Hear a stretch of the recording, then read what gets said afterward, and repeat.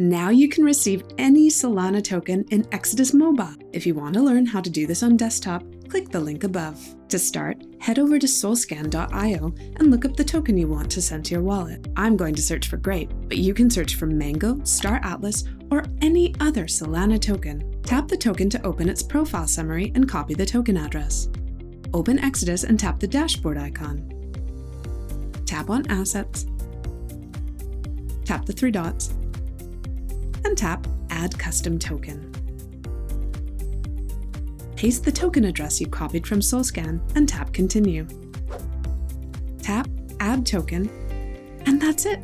You can now securely store, receive, and send any Solana token right from Exodus.